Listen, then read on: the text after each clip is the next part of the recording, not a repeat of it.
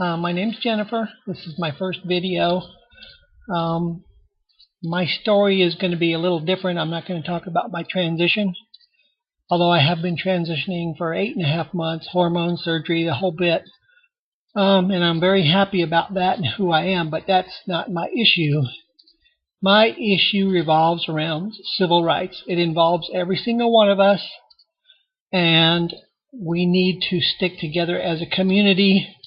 What I don't understand is that there is not an uproar about the issue.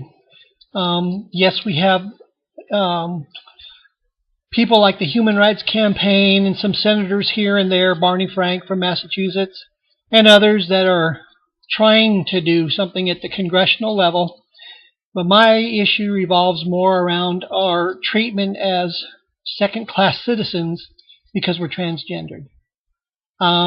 It's not acceptable at all to me, and being of Hispanic heritage, it's the second time I'm going through this. I had been discriminated against sporadically through my, I'll tell you, 52 years, but now that I am transgendered and now that it has affected me so much more, and now that I am transitioning and I'm seeing the evilness and underhandedness that some individuals are doing to prevent us from achieving equal stature.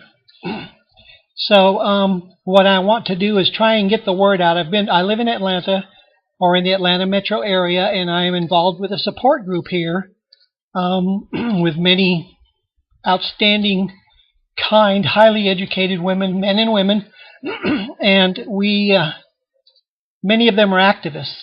But this issue, for some reason, remains quiet, and I don't understand why. And the reason that it brought this out for me is because it manifests itself in the employment side of things. We transgendered people have such a hard time. If we do come out, that we lose our jobs, that a very hostile work environment can be created for us, or ultimately we get terminated just because we're transgendered. Through my research that I have been doing since this has happened to me last month in January, is that there's 38 states that will allow us to be terminated just because we are transgendered. There's only 12 states that are TG friendly. New Mexico, Colorado, California, Washington, Baltimore. That's not all of them, but 38 states will allow us to be terminated just for being transgendered. Now, there are some corporate entities that are trying to have parity with their employees, and that's a wonderful thing. That's a wonderful step. There's legislation pending in almost every state, but here in Georgia, they are so backward. There really is nothing to help us if we're terminated for discriminatory reasons. And that infuriates me that we have no protections at all in the private sector. There are some metro cities that do have some policies where if you're transgender, they will, you have some protection, but for the most part, Georgia and many other southern states, there's not much of anything you can do because of this.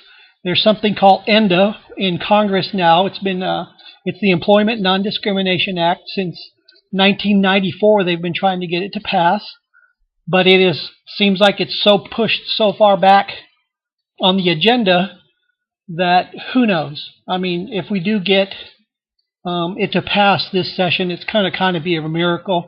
And it's Barney Frank is a sponsor, but it's all inclusive. It includes transgender, gender identity individuals, so that we are part of it. Because normally it was part of the LGB community, and now T has been added. So there's people that are trying, but it's done on such a quiet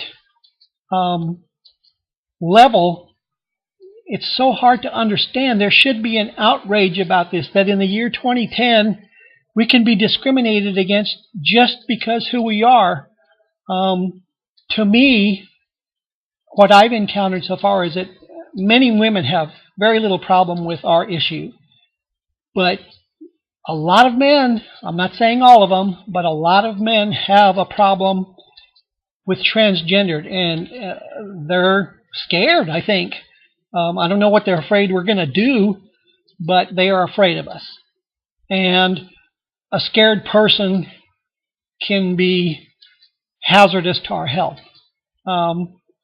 So what I'm trying to do, I mean, I've been contacting as many, I've sent a letter to Oprah, I've sent a letter to Tyra, I've written articles for the newspaper, the Atlanta Journal-Constitution, that they refuse to print opinion articles and editorials. The issue is way beyond me. Most of the women in our support group have encountered this discrimination in one form or another during their transitions.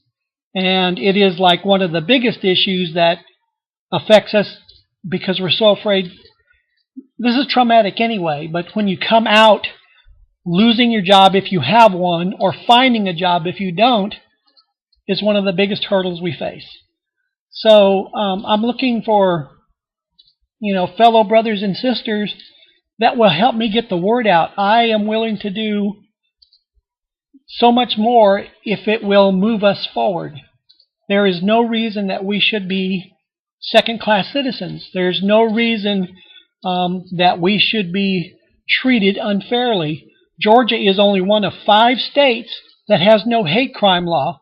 The federal hate crime law, which President Obama passed the Matthew Shepard Act back in August, is administered at the state level, if you didn't know. And in Georgia, there is no hate crime law, so there is no protection for us. People can do something to us, and as far as a hate crime goes, it's not going to apply. So, and I've spoken to lawyers, attorneys about this. I've spoken to everybody about this, and it just gets me that there is not an outrage about the issue. I think on YouTube or whatever form that we can take to get the word out, to raise people's awareness. I have been trying to educate a lot of people. So my plea is, help. What can we do? Who's got ideas? Let's move this thing out into the open. Why is it behind closed doors in the legislature? Why is there none of the news media reporting on civil rights violations? The reason I'm doing this because the civil rights movement of the 50s and 60s, all of those brave